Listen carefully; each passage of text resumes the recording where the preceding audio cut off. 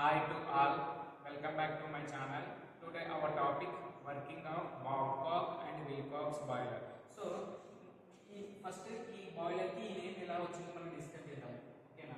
So there is in 1896 లో మనకి George బాబ్కాక్ and Stefan Wilcox అనే ఇద్దరు సైంటిస్టులు ఈ బాయిలర్ ని డిజైన్ చేయడం వల్ల వాళ్ళ నేమ్స్ అనేది ఈ బాయిలర్ కి ఇవ్వడం జరిగింది. సో బికాస్ ఆఫ్ ఈ రీజన్ నే మనం ఏమంటున్నాం అంటే ఈ బాయిలర్ ని Babcock and Wilcox boiler అంటాం. Now coming to this Babcock and Wilcox boiler is a horizontal type of boiler, externally fired boiler, natural circulation type of boiler, and last one water tube boiler. So let us discuss these parameters one by one. So first one, horizontal type. So this Babcock and Wilcox boiler is a horizontal type of boiler.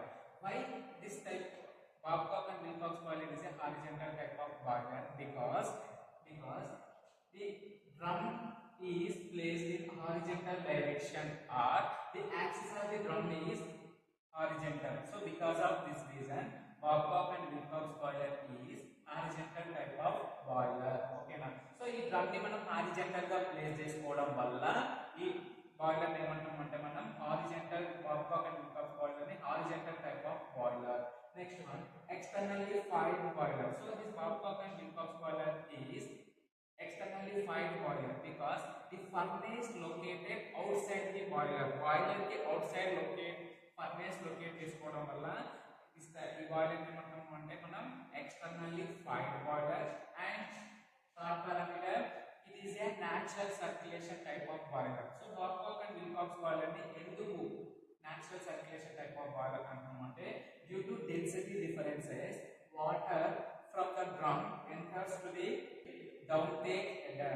Due to density differences, water from drum enters to the downtake header. So ఈ drum లో ఉన్న water due to density differences వల్ల downtake header లోకి pass అవుతుంది. So because of ఈ reason ని వల్ల ఏమంటామంటే దీన్ని natural circulation type of boiler. Next, water tube boiler. So in this Babcock and Wilcox boiler we are using water tubes. So because of ఈ reason ఏమంటామంటే మనం ఈ boiler ని water tube boiler అంటాం. So water tube boiler is nothing but inside the tubes there is a water and outside the tubes there is a hot flow gases.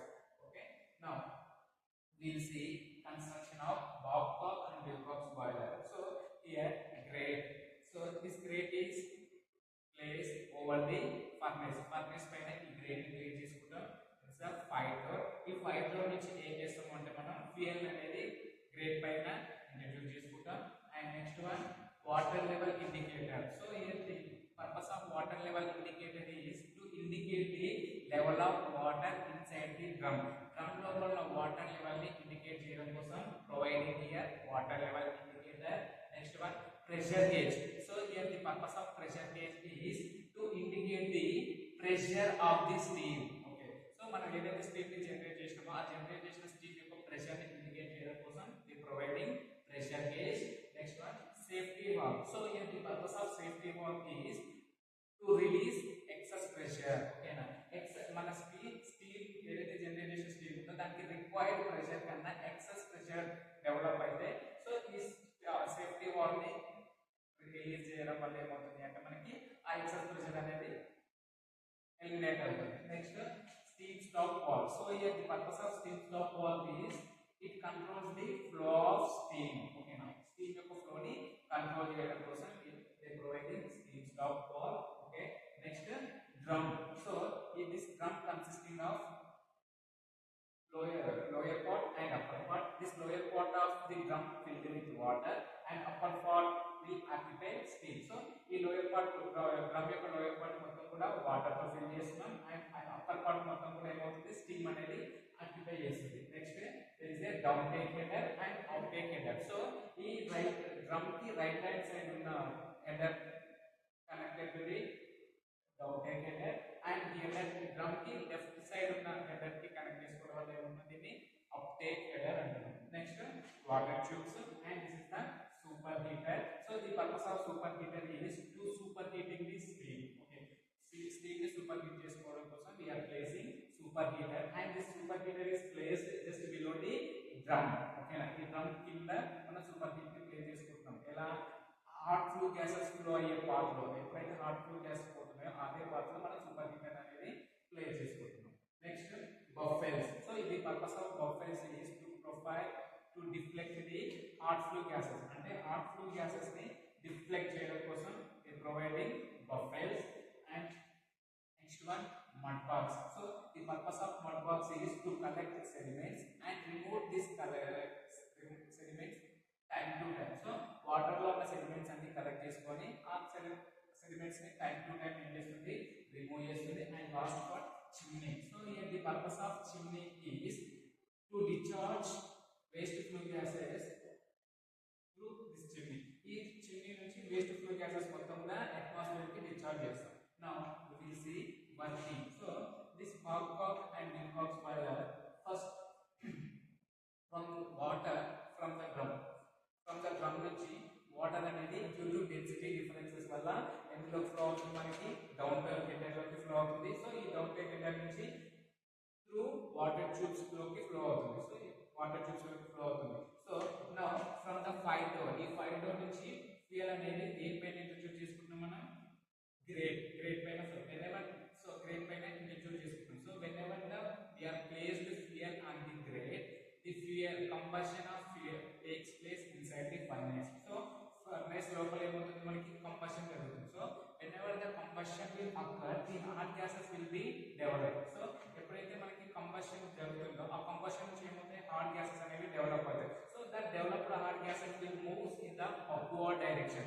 ఆ hot gases మొత్తం కూడా ఏ direction లో move అవుతున్నాయి, upward direction లో move అవుతున్నాయి. But these hot gases మొత్తం కూడా zigzag వేలో మూవ్ చేయడం కోసం, that is upward direction and downward direction, zigzag వేలో మూవ్ రిఫ్లెక్ట్ చేయడం కోసం they are using here baffles. ఓకేనా. సో ఇన్ దిస్ డైరెక్షన్ ఏమవుతుంది అంటే ఈ హాట్ గ్యాసెస్ మొత్తం కూడా ఫ్లోస్ ఓవర్ ది ట్యూబ్స్, ఈ వాటర్ ట్యూబ్స్ పైన హాట్ గ్యాసెస్ మొత్తం కూడా ఫ్లో అవ్వడం వల్ల సో ఈ హాట్ గ్యాసెస్ ఉన్న హీట్ ని వాటర్ మొత్తం కూడా అబ్జర్వ్ చేసుకొని ఎవాపరేట్ అవుతుంది. సో ఎవాపరేట్ అయ్యి మనకి ఏం జరుగుతుంది, స్టీమ్ ని జనరేట్ చేస్తుంది. సో ఈ ట్యూబ్స్ లో ఉన్న వాటర్ ట్యూబ్స్ పైన ఉన్న హాట్ గ్యాసెస్ ఉన్న హీట్, వేస్ట్ ఫ్లూ గ్యాసెస్ ఉన్న హీట్ మొత్తం కూడా అబ్జర్వ్ చేసుకొని మనకి ఏమవుతుంది, వాటర్ అనేది ఎవాపరేట్ అయ్యి స్టీమ్ ని ఫామ్ చేస్తుంది. సో ఈ ఫామ్ అయిన steam due to low density వల్ల water and steam flows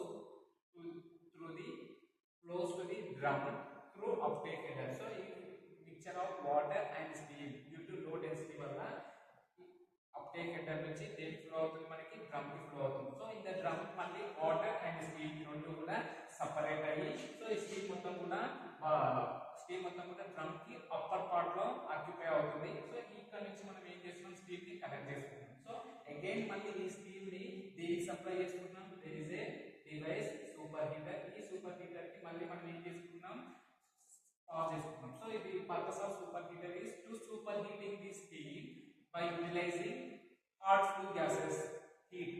hot flue gases ఉన్న హీట్ ని యూటిలైజ్ చేసుకొని ఆర్ అబ్జర్వ్ చేసుకొని స్టీమ్ సూపర్ హీటర్ ఏం చేస్తుంది, స్టీమ్ ని సూపర్ హీటింగ్ చేస్తుంది. This super heated steam supplied to the prime mover. దేనికి సప్లై, ఈ సూపర్ హీటెడ్ స్టీమ్ ని దేనికి సప్లై చేస్తున్నాం, మనం ప్రైమ్ మూవర్ కి సప్లై చేస్తున్నాం. త్రూ స్టీమ్ స్టాప్ వాల్వ్ ద్వారా ప్రైమ్ మూవర్ కి సప్లై చేస్తున్నాం. So this is the working of Babcock and Wilcox boiler. మీకు ఈ లెక్చర్ నచ్చి నా కంటెంట్ మీకు నచ్చితే లైక్ చేయండి,